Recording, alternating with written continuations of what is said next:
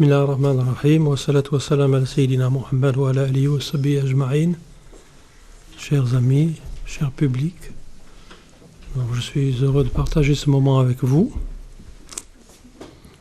Et comme je le dis à chaque fois, n'est-ce pas, nous sommes là pour partager un instant et je ne suis pas celui qui sait et vous ceux qui écoutez. On a tous besoin d'apprendre chaque jour. Donc le sujet, c'est, comme l'a annoncé le présentateur Sidi Salik, sur le maître spirituel, Al-Murshid en islam.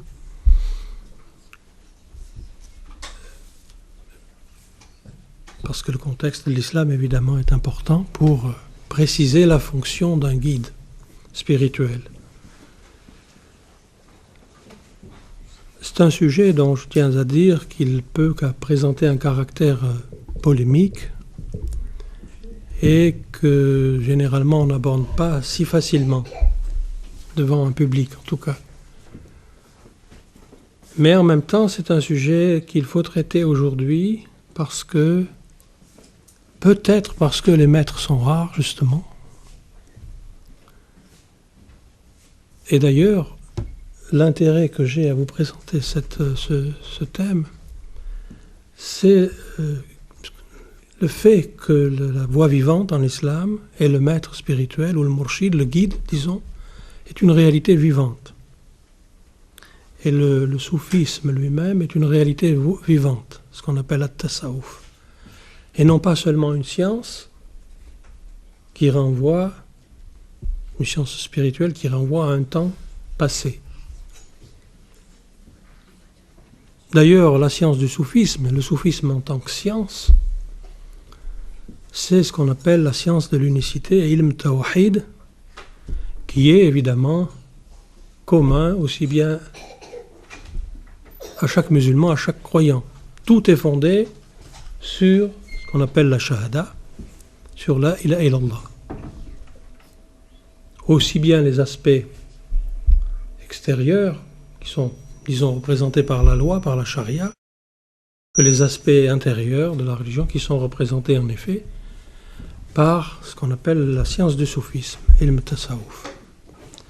Entendu que le soufisme n'est pas seulement une science, la science c'est l'aspect théorique, mais qu'il est aussi une expérience, ce que les soufis ont appelé un goût, ad-dawq. Donc, lorsqu'on parle de science du soufisme, c'est un aspect qui est relatif à la connaissance théorique. Et dans les universités islamiques, dans les écoles, dans les madrasas, même les ulama, c'est-à-dire ceux qui avaient affaire aux questions de fiqh, aux questions de jurisprudence, ou qui étaient destinés par leur fonction à interpréter la loi, c'est-à-dire à extraire par la voie de l'ijtihad des normes légales à partir des statuts coraniques, de ce qu'on appelle les hakam sharia, ces gens-là aussi recevaient un enseignement dans le soufisme. Au Maroc, beaucoup de ulama en témoignent à diverses époques. Alors je vous disais que ce qui est important, c'est que cette réalité du tasawuf, du soufisme et du maître est une réalité vivante. Et ça s'appuie sur un nombre de traditions considérables qu'on trouve dans un des sahih, dans un des recueils de hadiths de Muslim, et en particulier au chapitre qui traite de ce qu'on appelle l'heure, ilm sa'a, c'est-à-dire les événements ou les signes des temps annonciateurs du jugement, ce qu'on appelle le qiyamah. Donc il y a un certain nombre de hadiths qui répondent à une objection souvent faite, à savoir que le soufisme ou les maîtres spirituels, c'était autrefois, ça n'existe plus, on entend ça. Or cette tradition dit « La tazalu ta'ifatun minan ummati adh-dhahirin ala al-haqqi hatta taqumu as-sa'a » c'est-à-dire, selon une version, un groupe de ma communauté ne cessera d'être dans la vérité au Maghreb jusqu'à ce que vienne l'heure. Alors il y a plusieurs versions, une bonne dizaine, qui sont rapportés de ce hadith. Certains hadiths, vous savez, en plusieurs versions. Et dans certaines versions, il y a la mention du Maghreb et dans d'autres, non. Et l'imam Kushairi, donc, qui est un imam, un des fondateurs de la science soufie, on peut dire, enfin un de ceux qui les premiers ont explicité à travers une risala ce qu'était la science soufie, dit « À aucun moment de l'histoire des hommes, il ne viendra à manquer un guide spirituel. » Pourquoi ? Parce que ça serait mettre, pour exprimer les choses comme ça, une limite à la miséricorde divine, une limite à la puissance divine de s'imaginer que la voie spirituelle cesse d'être suivie ou d'être possible. Même si les conditions actuelles et si un certain nombre d'événements dans ces dernières décennies d'ailleurs peuvent laisser penser à certains que tout cela est fini. Donc ça, c'est très important. Et il est absurde donc de mettre une limite, comme dit le Kushairi, à la miséricorde divine, car la limitation est du côté des créatures, pas du côté d'Allah.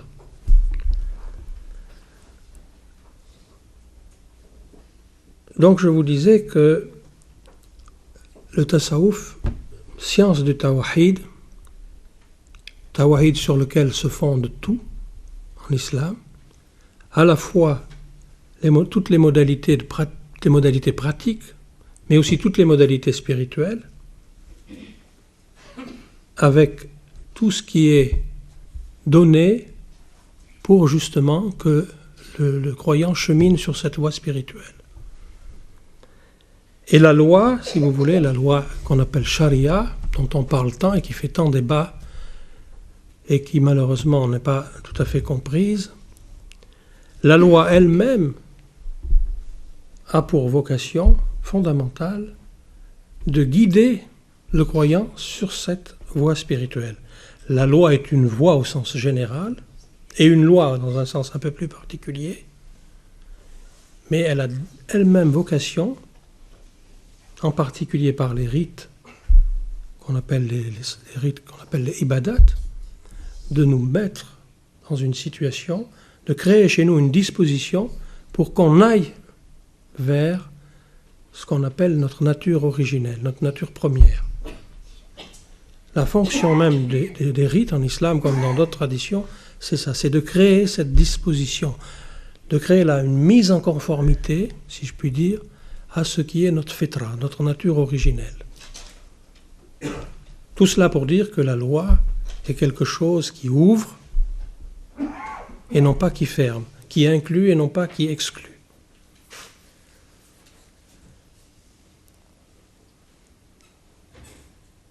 La voie vivante, donc, revenons-en à la voie spirituelle qu'on appelle tariqa, est extérieurement, on dit conformité à la loi, à la charia, et intérieurement, conformité au modèle prophétique. La voie spirituelle, si on veut la définir d'une manière générale et un peu théorique, c'est ça. Conformité extérieure à la loi, à la charia, et conformité intérieure au modèle prophétique, qui de fait, en tant qu'envoyé de Dieu, est le premier guide spirituel, le premier guide de la communauté. On reviendra peut-être là-dessus.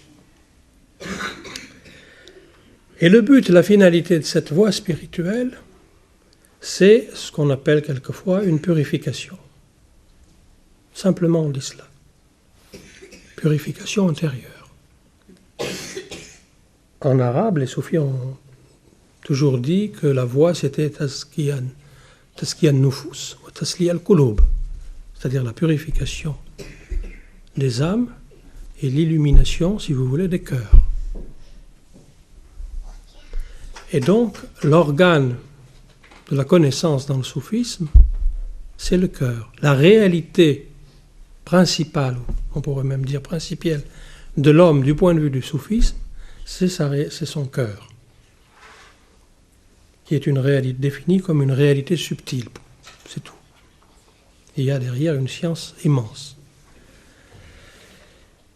Et c'est ce cœur qu'il faut purifier.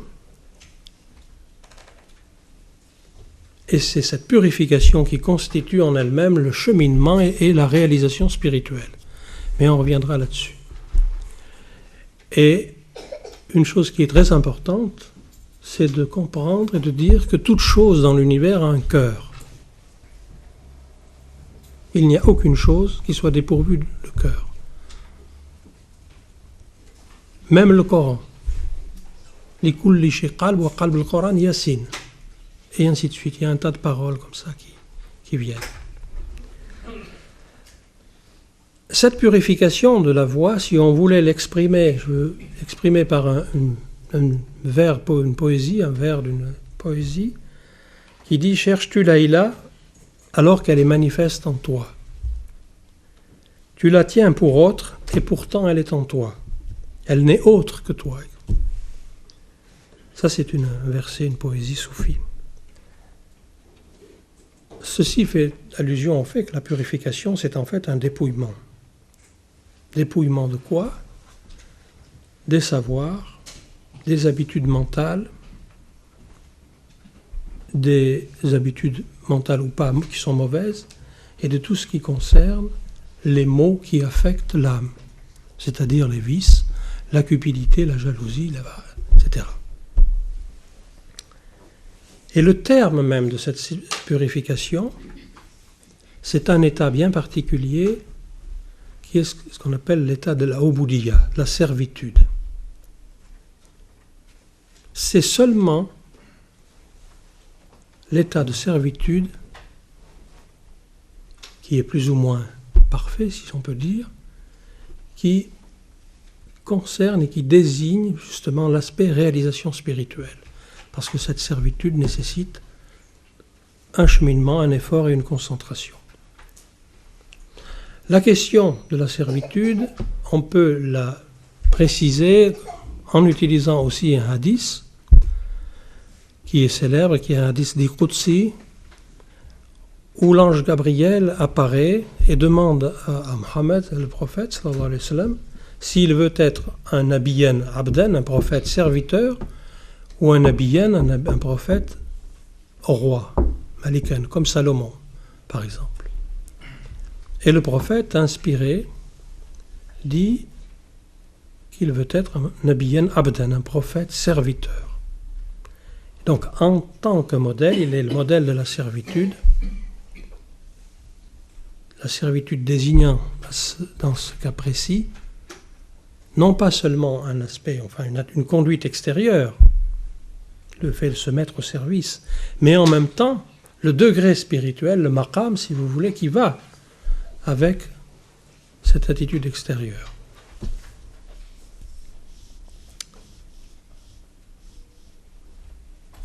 Et lorsque cette purification,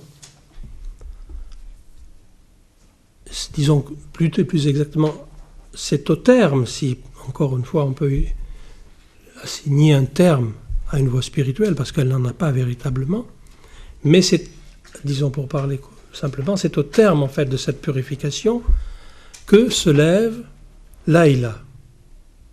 On revient à notre poésie.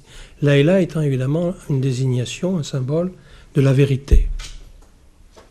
La vérité qui est dans les poésies souvent symbolisée par Laïla, qui se lève dans le cœur du croyant, ou du cheminant, ou du mutasawif, se lève comme le soleil se lève physiquement à l'horizon.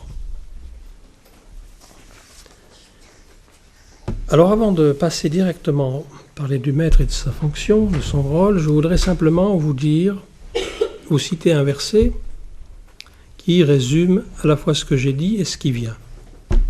Ce verset coranique dit « Ya ayyuhallazina amanu taqullah wabtaghu ilayhil wasila wajahidu fi sabilihi la'allakum tuflihun » C'est-à-dire, ô les croyants, craignez Dieu et cherchez un moyen d'accéder à lui et combattez dans sa voie, peut-être vous serez gagnant. Dans ce verset, ou plus exactement, ce verset indique les conditions qui sont incontournables et nécessaires pour suivre une voie spirituelle. Premièrement, il y a le taqullah, craignez Dieu, la taqwa. On ne va pas développer parce que c'est suffisamment clair à mon avis. Deuxièmement, wabtaru ilahil wasila, et chercher pour aller vers Dieu un moyen, un wasila. C'est quelque chose qui va vous lier, qui va vous permettre d'arriver, littéralement.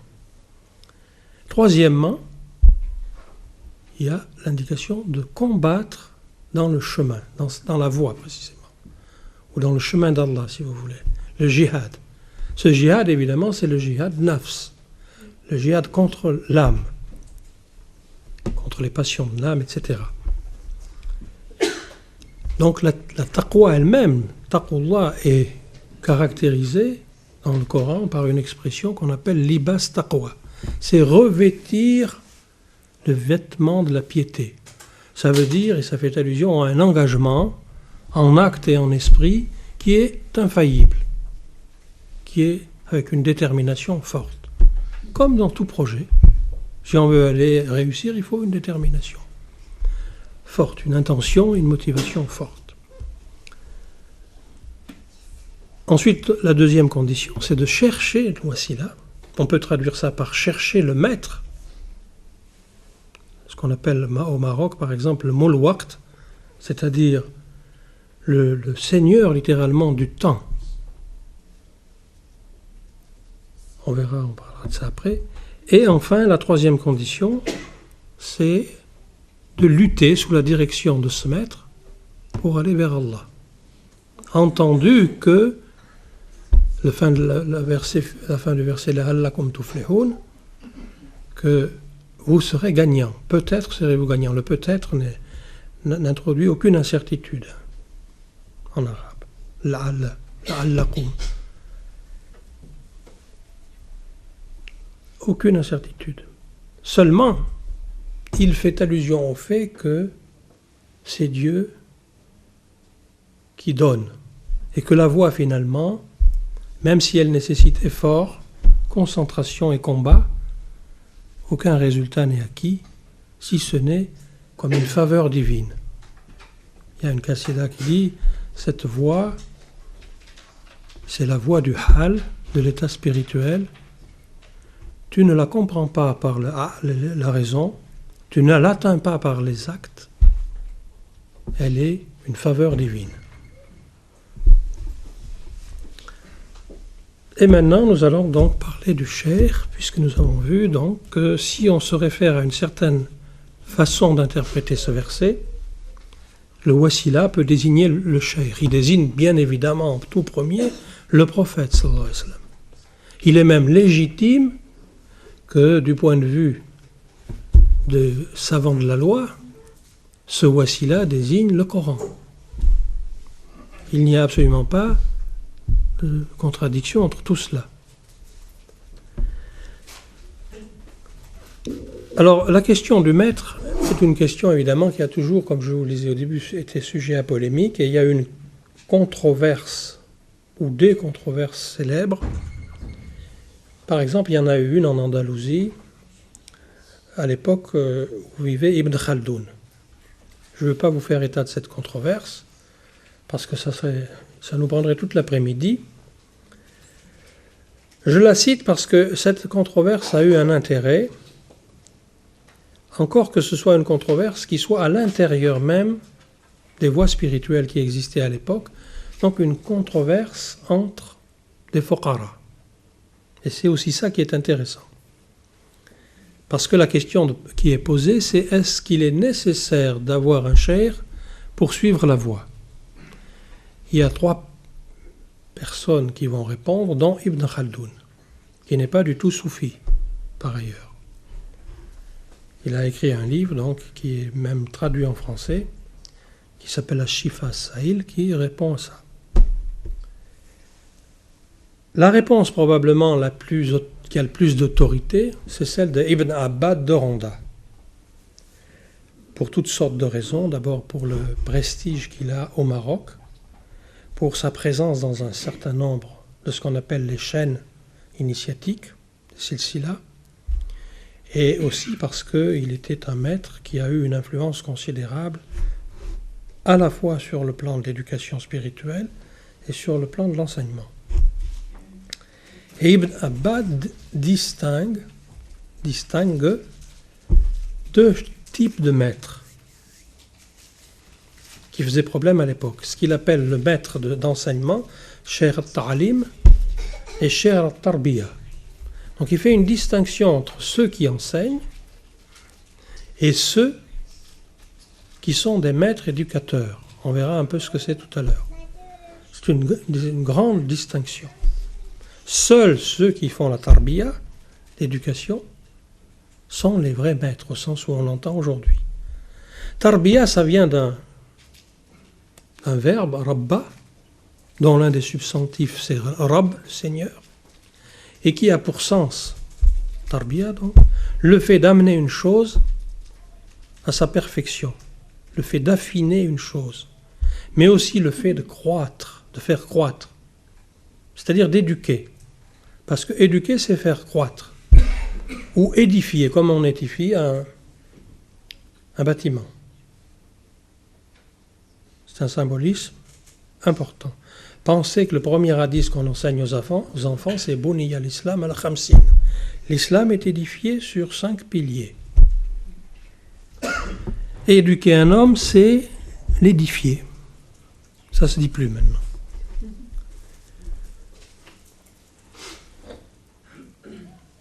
Et donc ce cher de Tarbiya, c'est lui et lui seul qui a véritablement les clés de la connaissance. Et la vraie science n'est pas dans les livres, elle n'est même peut-être pas dans l'enseignement verbal, mais elle est dans la poitrine des hommes. Ça, c'est répété sous bien des aspects. Pourquoi ? Parce que cette vraie science est une science qu'on appelle mukashafa, ilm al-mukashafa, c'est-à-dire une science du dévoilement, et qui se traduit à l'extérieur par une ilm al-mu'amalat, c'est-à-dire une science du comportement.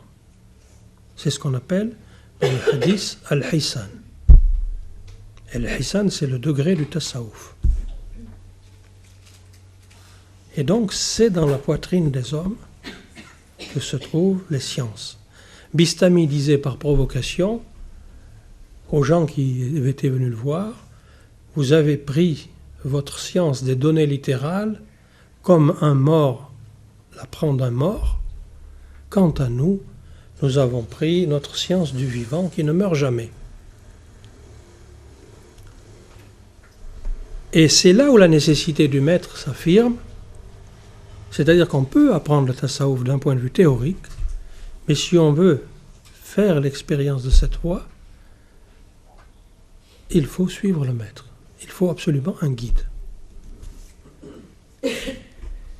Et le Coran dit, c'est une allusion coranique, serait souvent citée dans un verset, le Coran dit tout à coup, Ar-Rahman, fas'al bihi khabira. Quant au miséricordieux, qui désigne Allah, si vous voulez le connaître, adressez-vous à celui qui connaît, à l'expert, on dit, dans le langage moderne. Parce qu'on parle beaucoup d'experts dans le langage moderne. Autrement dit, à quelqu'un qui est bien informé. Al-Khabir, c'est aussi un nom divin. Ar-Rahman, fas'al bi khabira. Le rôle du cheikh, donc, en tant que maître spirituel, ce qu'on appelle murshid ou guide, il faut un peu l'expliciter, parce que ces rôles sont multiples. C'est ce dont je vous parle maintenant. Entendu que ce qu'on a dit implique, je le répète pour la 3e fois, qu'il nécessairement il faut trouver le maître, et donc le chercher, c'était un devoir pour ceux qui ont besoin d'approfondir, qui ont besoin qui ont cette quête spirituelle, qui les amène à chercher une voie, leur devoir, ils le considéraient comme tel d'ailleurs, c'était de partir en quête d'un maître. Ils pouvaient faire des milliers de kilomètres. Le maître, sa première fonction, sa première désignation générale, c'est qu'il est tabib, littéralement docteur, médecin. Et il fait là ce qu'on appelle tib al-Qulub. Il est le médecin des cœurs. Ça, c'est l'imam Razali. C'est donc un connaissant qui est le médecin des cœurs, c'est-à-dire qui a la capacité de guider, la guidance c'est l'irshad, et de parfaire. Tib al-Qulub, ça fait allusion au fait que ce cher connaît les maladies des cœurs. On a parlé du cœur, c'était pour introduire ça, c'est-à-dire toutes ces choses qui sont en nous et qui nous voilent par rapport à la réalité divine. Et dans la première, on avait parlé de ça l'année dernière, et bien entendu notre âme. Rabbi Adawiya dit par exemple dans une qassida, il nous est apparent, mais c'est notre âme qui nous cache. Elle fait allusion au fait que la vérité divine est apparente, Allahu nuru samawati wal ard, mais que c'est notre âme qui est l'obstacle, ce qu'on appelle nafs, d'où le jihad nafs. Donc ces maladies du cœur, qui sont nombreuses, ou les infirmités, ou les afflictions, tous ces termes sont utilisés, qui connaissent cela, et qui a la capacité donc de donner un remède, mais qui connaît aussi les modalités qui permettent de préserver le long du cheminement l'équilibre et l'intégrité du cheminant. Car la voie spirituelle est un chemin difficile, qui comme un chemin que l'on suit, si on pense aux voyageurs d'autrefois, a ses pièges, ses dangers, ses obstacles. Quant à cet aspect de médecin des cœurs, notre maître Sidi Abbas, le père de Sidi Hamza, qui est le maître de la tariqa al-Qadiriyya al-Bouchichia, aujourd'hui, Sidi Abbas recevait un jour des grands savants. Il était âgé, il avait la tête baissée, il ne parlait jamais, presque jamais, parce qu'il était vieux. Et beaucoup de gens sont venus le voir, parmi lesquels il y avait des grands savants, et entre eux, les savants se sont dit tout à coup, mais qu'est-ce qu'ils peuvent trouver à cet homme? Ces gens qui viennent là, il y avait plusieurs centaines de personnes, et lui, il n'a pas entendu ce propos, Sidi Abbas. Néanmoins, il a levé la tête à ce moment-là, et il leur a dit, il leur a dit à eux directement, Dawa al-Qulub, j'ai le remède des cœurs, sans qu'ils entendent leurs propos. J'ai le remède de la guérison des cœurs. Et cette guérison des cœurs n'est pas une chose qu'il faut comprendre comme quelque chose d'exceptionnel, n'est-ce pas? Comme une phénoménologie, non. C'est évidemment un cheminement, et comme dans l'ordre de la médecine extérieure, chacun a ses remèdes, chacun a ses difficultés, et chacun doit en quelque sorte recevoir un traitement approprié. Par exemple, un disciple qui suivait un cheikh lui dit, au bout de 15 ans, écoute cheikh, je vois mes frères, ils ont progressé, je vois les fruits de leur cheminement, moi, je n'ai pas changé de place. Et le cheikh lui a répliqué, toi, si en un instant tu changeais autant que dans ces 15 années, tu ne le supporterais pas, tu trépasserais. C'est-à-dire que dans cette voie spirituelle, on ne peut pas juger nous-mêmes où on en est véritablement. Si on était apte à juger de notre cheminement et où on en est, on n'aurait pas besoin de maître. Ça, c'est un piège qui est connu. La deuxième qualité, on revient donc à ce que l'on disait tout à l'heure, la deuxième qualité d'un maître, c'est la fonction de tarbiya, d'éducation. C'est-à-dire d'éduquer les disciples. Maître éducateur qu'on appelle Morabbi et Ma'adoum. c'est-à-dire à la fois éducateur et autorisé. On précisera ça. Ce maître éducateur a une qualité qui est exceptionnelle, c'est qu'il est l'héritier mohammedien. Il est le véridique. Comme on dit de Abu Bakr Siddiq, l'héritier du prophète, qui a été nommé par lui As-Siddiq. La véracité, le fait d'être véridique, c'est le degré spirituel, ou si on peut dire, de l'héritier mohammedien, donc du cher. Ça, c'est aussi expliqué par Ghazali.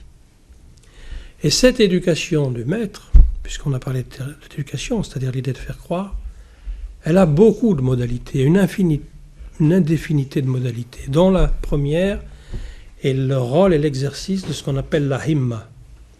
La himma, c'est quoi? C'est l'énergie spirituelle qui est propre au cher.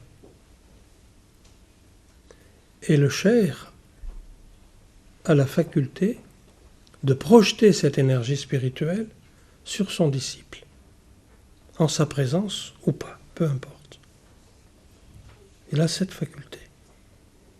Exactement comme un professeur d'école, dans l'ordre des choses scolaires, avait, quand les choses étaient en place, la faculté de modifier, de motiver son élève, de le rendre meilleur, en le motivant et en quelque sorte en lui donnant l'énergie pour qu'il s'applique, qu'il fasse l'effort. Ici, c'est dans l'ordre subtil et spirituel, mais c'est une chose un peu semblable. Et ce qui fait l'efficacité de cette imma, de cette énergie spirituelle, c'est qu'elle émane directement de ce qu'on appelle l'esprit. En effet, tout maître spirituel est lié de manière indéfectible à l'esprit universel, l'esprit divin, qu'on appelle dans le tasawwuf, bien évidemment, esprit mohammedien. C'est la source, l'origine de cette imma. Et c'est pour ça qu'on dit d'ailleurs qu'un cher est cher éducateur, non pas parce qu'il a une grande habileté mentale, ou même une intelligence pénétrante, mais parce qu'il change les êtres subtilement, tout simplement par sa présence, ou encore plus par son regard, car le regard est très important, ce qu'on appelle nadra.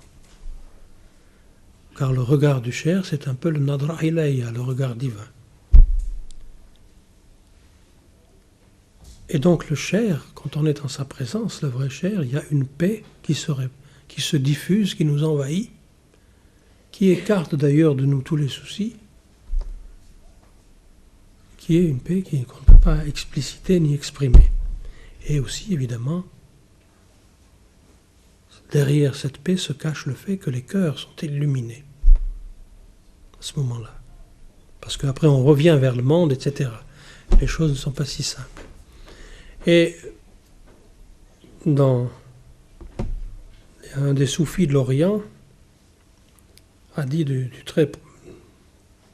l'Orient presque extrême, a dit que le maître, pour montrer ce pouvoir de vivification qu'a la imma, justement, son énergie spirituelle, a dit, le maître, s'il enseignait à une branche sèche, des bourgeons apparaîtraient et des feuilles vertes jailliraient. Ça, c'est pour montrer le côté, si vous voulez, vivification qui est essentiel dans le tasawwuf. Et c'est la différence entre le cher ta'lim, celui qui peut enseigner, et celui qui est tarbiya. Celui qui enseigne n'a pas cette grâce, si vous voulez. Et Abdelkader Aïssa a dit, c'est un contemporain qui doit être décédé en 87, il a comparé, si vous voulez, cette vivification des cœurs des disciples, mais même au-delà des disciples, à l'irrigation. Et il a dit aux fuqara, c'est-à-dire aux disciples d'un maître, il a dit, le maître a l'eau, c'est ça, ce qu'on appellera, on parlera tout à l'heure, le secret du maître, il a l'eau, qui vivifie les cœurs. Et cette eau, à la manière de l'irrigation, il faut des gens qui la conduisent. Et ceux qui sont chargés de la conduire, ce sont les disciples, si vous voulez. Et de la répandre dans la mesure où ils le peuvent aux quatre coins de la terre. Et dans les contrées les plus éloignées, si possible. Parce qu'évidemment, il n'y a pas de chair sans disciples, donc les disciples ont d'une certaine manière une fonction, globalement parlant, qui prolonge celle du chair vis-à-vis de l'extérieur.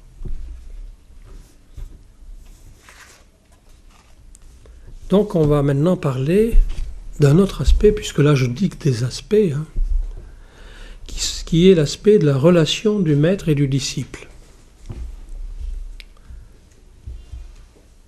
Sous un aspect peut-être un peu surprenant. Le premier aspect de cette relation du maître et disciple, c'est que traditionnellement, je pourrais même évoquer en passant le modèle de la relation du maître à disciple dans l'Inde ancienne, parce que ce modèle de l'Inde ancienne est un peu aussi le même modèle qu'on retrouve en islam. Et le gourou en Inde, c'est le même sens en arabe, mais indirectement, c'est d'être un père spirituel, c'est-à-dire d'exercer une paternité spirituelle. Qu'est-ce que ça signifie? C'est assez simple. La paternité spirituelle, c'est le fait, évidemment, d'un ensemencement ou d'un engendrement, qu'on appelle quelquefois deuxième naissance ou renaissance. Cet engendrement, il a effectivement un début, comme quand on met une graine en terre. C'est le moment où le cher donne la main à son disciple, peu importe que ce soit la main ou pas, et où il le communique l'influx spirituel, où il le rattache donc à la voie spirituelle dont il est le cher, le représentant. C'est un ensemencement. C'est une chose nécessaire, mais qui peut avoir des modalités surprenantes, qui peut être simplement un regard. Il se peut même que le disciple ne s'en rende pas compte tout à fait au début, etc. Mais généralement, il y a un rite formel qui est le fait de donner la main et de prendre la voix, comme on dit. C'est ça le rôle de la paternité spirituelle. Ce rôle se prolonge évidemment par ce qu'on appelle d'une manière globale l'irshad, c'est-à-dire le fait que le cher, par sa présence, réelle ou subtile, tient en quelque sorte la main de son disciple sur tout le chemin. Et surtout qu'il a un contrôle, qui est quelque chose encore plus subtil, un contrôle de ses états. Il y a une préservation qui a en arabe, qui est symbolisée par ce qu'on appelle le noun. Le noun. Alors on peut vous expliquer ça de plusieurs manières. Je vais prendre une image très simple. On dit que le cher, que Dieu détient le thé, que le cher joue le rôle de thélière dans ce cas de figure, et que les disciples reçoivent le thé, chacun dans son verre, et chacun selon sa capacité. On arrose les vallées que selon leur capacité. Ça, c'est une parole célèbre. C'est-à-dire que le disciple ne peut pas directement recevoir de Dieu cette lumière. Il faut ce qu'on appellera tout à l'heure un wasita, c'est-à-dire un médiateur universel, qui, lui, a d'ailleurs le même rôle que l'envoyé d'Allah, qui a dit « Je ne suis qu'un distributeur » et qui reçoit tout d'Allah. Le cher est ainsi. Il reçoit d'Allah et il donne. Le Cheikh Hamza disait un jour « Le cher est comme un porc-épic ». Le porc-épic, c'est un animal qui a une réaction assez bizarre quand il rentre en présence ou quand il y a autour de lui des présences qui viennent. Il se gonfle image de ce qui est reçu, et il envoie des flèches, des pics. C'est une image intéressante, mais qui est parlante. Et donc ce rôle paternel, c'est effectivement un rôle qui est extrêmement subtil, et quelquefois qu'on a tendance même à oublier. Parce que le cheikh a aussi un rôle qui est directement lié à la tarbiya dont on parlait, à l'éducation, un rôle maternel. Chez de nombreux auteurs, en effet, la tarbiya, le fait d'éduquer, c'est une fonction maternelle parce que ce fait d'éduquer est comparé à un allaitement. Ça, c'est très courant, que le disciple reçoit de son cheikh. Ça touche à une question qui est connue dans les turuq, mais dont on parle peu, qui est la question de la rabita, du tawajjuh, de l'orientation. Disons que le cheikh joue ce rôle d'allaitement, rôle maternel. Il est comme une mère qui allaite son enfant. C'est aussi le sens, un sens dérivé du terme tarbiya. Et en même temps, cette tarbiya, c'est un sevrage de l'âme. Parce que ce lait qui alimente le disciple doit se substituer à tout ce dont le disciple, vers tout ce quoi il se tournait préalablement, si je puis dire, c'est-à-dire les choses du monde, le lait du monde, le lait qui est vicié. Et le cheikh dit toujours, il faut prendre mon lait, pas celui de quiconque. Personne d'autre que moi peut vous éduquer donc. Donc c'est aussi en même temps cet allaitement un sevrage de l'âme, de ses penchants par rapport à ses penchants, ses habitudes, ses prédispositions naturelles à faire toutes sortes de choses.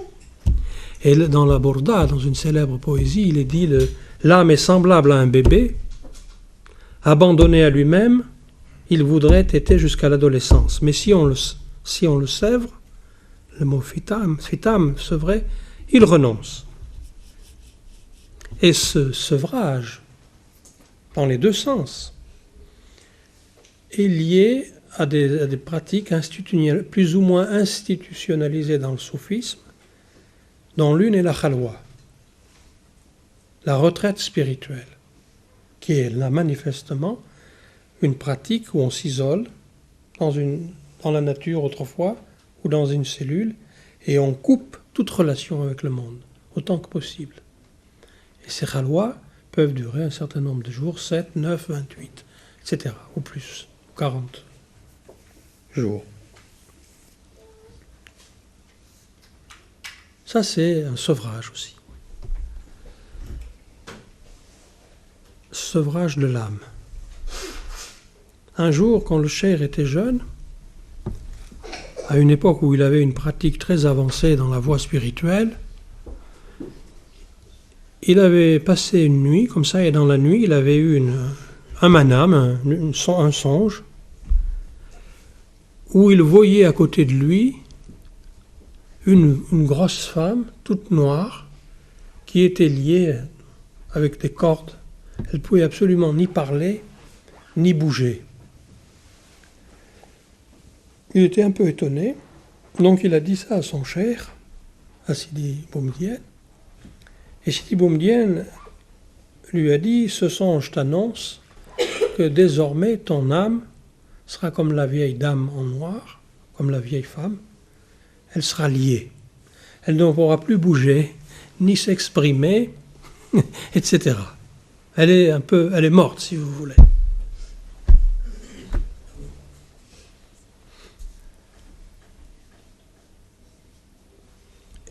Pour prolonger ça, on peut prolonger ça longtemps, et dire aussi que le cheikh, fonction paternelle, maternelle, mais il a aussi la fonction vis-à-vis de son mouride, son disciple, du grand frère ou de la sœur. Parce que le cheikh, si vous voulez, vis-à-vis de son disciple, se positionne toujours d'une certaine façon. Et en fonction de l'état de son disciple. Il se peut même que le disciple le perçoive comme se mettant en dessous de lui.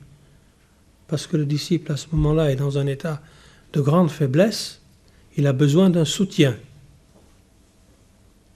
Et il verra son cheikh dans une totale humilité, comme s'il était le tapis sur lequel il marche, ou la terre qui le porte. Il y a une célèbre phrase, vous savez, d'Al-Junayd qui dit « Le soufi est comme la terre. Il accepte tout ce qu'on lui jette, mais il rend toujours l'or. Il restitue toujours l'or. » C'est un peu ça le sens de la parole d'Al-Junayd.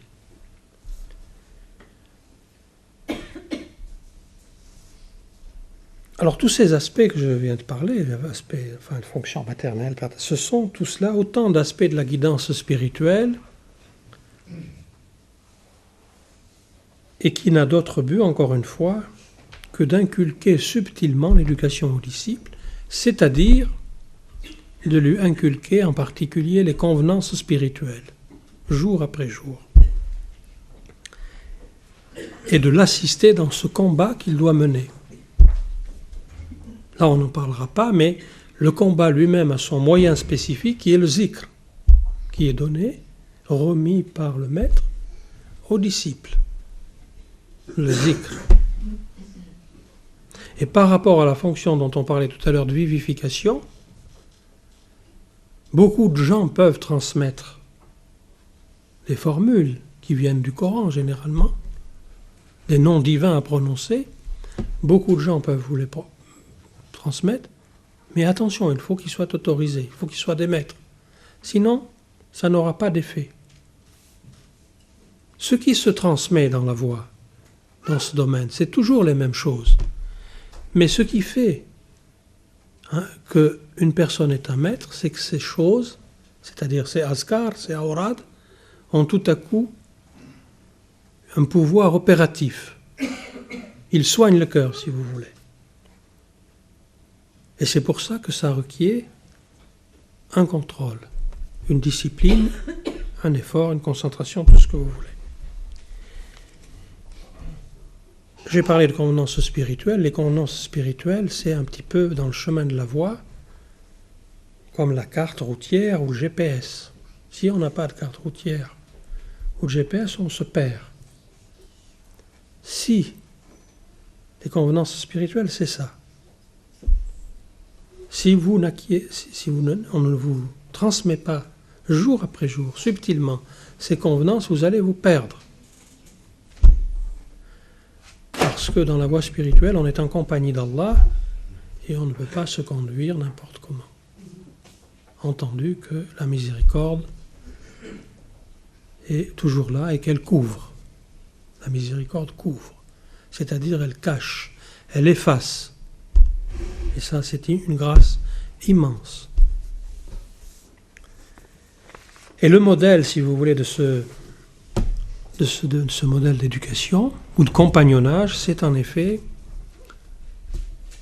le modèle du prophète, sallallahu alayhi wa sallam, avec les compagnons, qui est resté avec ses compagnons, qui au fil du temps se sont évidemment devenus de plus en plus nombreux, pendant 23 ans. Et donc, ce qui est très important à cet égard, c'est la sira, la vie du prophète, sira nabawi, parce qu'à travers cette sira, on peut déjà percevoir un certain nombre de choses qui touchent justement à l'éducation spirituelle, à ses convenances, ce qu'on appelle adab en arabe. Et Abdel Kader Jilani d'ailleurs dit « Celui qui est en compagnie du maître, du Moulwaqt, est en compagnie du Seigneur, de Dieu. »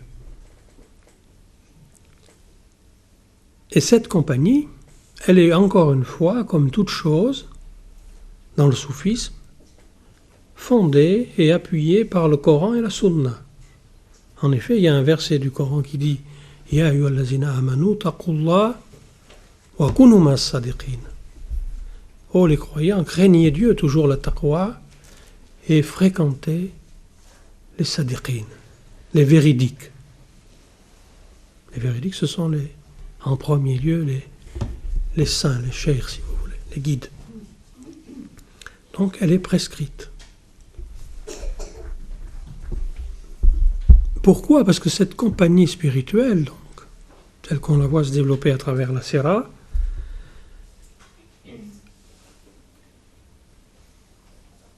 on s'imprègne dans cette compagnie spirituelle des qualités qui sont celles des Fuqara et du Cheikh lui-même. Et on s'éloigne, on coupe petit à petit avec nos tendances naturelles, c'est-à-dire celles de l'âme. An-nafs, l'âme.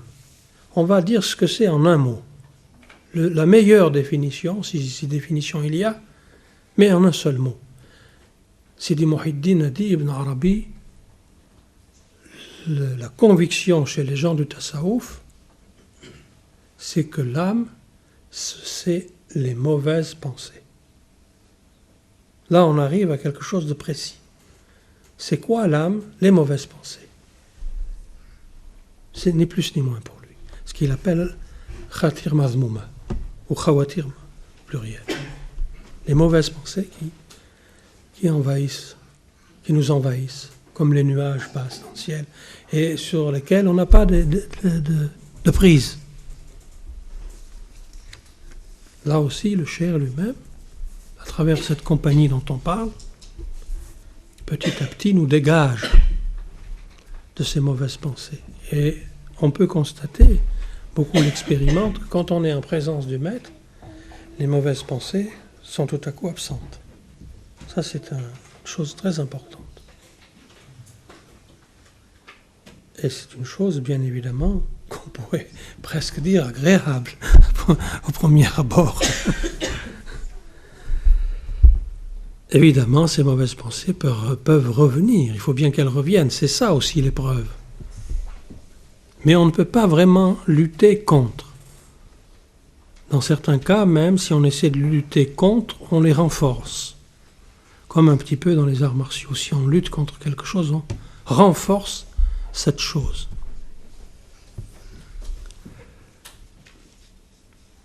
Donc le véridique, disais-je, l'héritier donc mohammedien, introduit le disciple dans ce qu'on appelle la présence divine. Car lui, il est totalement et complètement immergé dans cette présence, d'une manière ou d'une autre. Ce qu'on appelle en Orient le samadhi, qui a aussi un nom en arabe, évidemment. Et ce véridique, donc, je vais là donner un autre aspect encore de la fonction qui est essentiel, mais plus difficile à saisir et qui crée encore plus polémique, c'est que ce véridique, dont je disais tout à l'heure que l'esprit était toujours lié à l'esprit divin, peut être perçu comme un médiateur universel. Le terme qui traduit médiateur, c'est el wasita. Le Cheikh Hamza dit Tawaju ila al-wasita, wa al-wasita wahda. Tawaju vers le wasita, c'est-à-dire vers ce médiateur, et il se désigne, et le médiateur est unique. Le médiateur est unique. Alors cette histoire de wasita a soulevé des polémiques dans la littérature, et la dernière polémique qu'il a soulevée, c'est en Égypte, il y a une 30aine d'années, peu importe. Si on veut définir ce que c'est ce wasita, il faut se référer à beaucoup de possibilités, mais en particulier à une prière qui s'appelle la Salat al-Mashishiyya. La prière, c'est une prière donc sur le prophète, qui est une des plus célèbres et des plus parfaites, qui s'appelle Salat al-Mashishiyya. Et il y a une parole qui dit, parlant du wasita, il n'y a pas de chose qui ne se soutienne ou qui ne soit liée à lui. Il n'y a pas une chose dans l'univers qui ne se soutienne ou qui soit liée à lui. Wala shay'a illa wa huwa bihi manut, iza lahu al-wasita la dhahaba kama qila al-mawsut. C'est un nouvel éclairage essentiel sur la fonction du maître, que j'appelle la médiateur, qui est aussi inclus dans le verset qu'on a cité tout à l'heure, mais non pas sous la forme du terme wasita, mais wasila. Et ce wasita, qu'on appelle beaucoup de termes, on appelle quelquefois al-bakhzar, l'isme divin, ou d'autres termes sont nombreux, et le dépositaire du secret dont on a fait tout à l'heure, que l'on a évoqué tout à l'heure. Secret, encore une fois, qui est la source ultime de toute vie spirituelle. Tout vient de là. Toutes les voies spirituelles, d'ailleurs, aussi nombreuses soient-elles, et tous les chemins même des hommes, puisqu'on dit qu'il y a autant de chemins vers Dieu qu'il y a d'âmes, tout cela converge vers l'océan. Comme toutes les rivières, les ruisseaux, les fleuves convergent vers l'océan. L'océan est unique. On peut utiliser cette image. Donc, source ultime de la vie spirituelle, le secret. Et ce secret, qu'est-ce qu'il est? Eh bien, on va le voir, il est défini par une élection divine. As-sir al-Khususiyya, on va citer la sagesse d'Ibn Ata'Allah. C'est une élection divine qui, à ce degré, est exceptionnelle.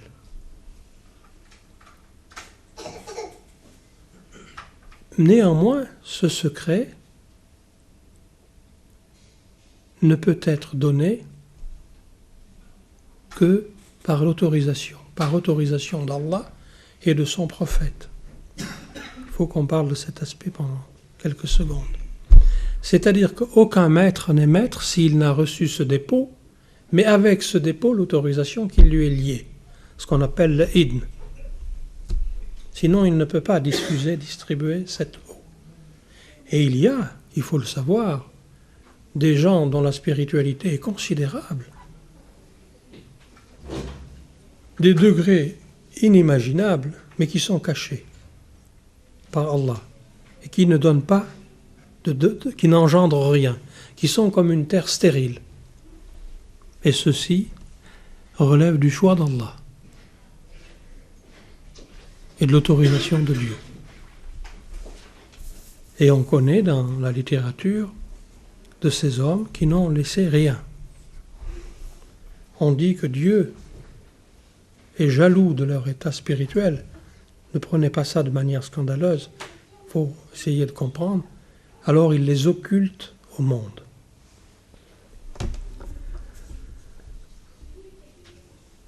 Alors la parole d'Ibn Ata'Allah, qui est un monsieur qui a fait un recueil de sagesse, où il parle en réalité dans une hikam du cheikh d'une manière extraordinaire.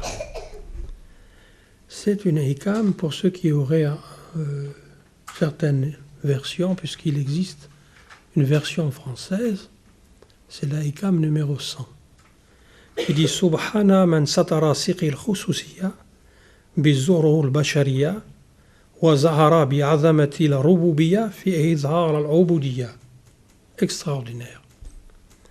Elle veut dire « Gloire à celui qui a caché, occulté le secret de l'élection divine dans les extérieurs de l'humanité, de la bashariya. » C'est-à-dire qu'il a déposé ce secret dans un homme, en quelque sorte, si on voulait simplifier, et qui a manifesté l'immensité de la Seigneurie divine dans les aspects de la servitude. La Ubudiyya, on en revient à la Ubudiyya.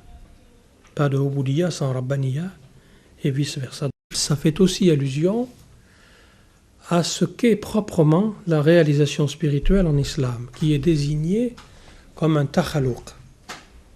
Takhaluq bi asma, ou takhaluq bi sifat al-Rahman, ou takhaluq bi sifat al-Muhammadiyya, c'est-à-dire les sifat, les qualités divines, le fait de se parer des qualités divines.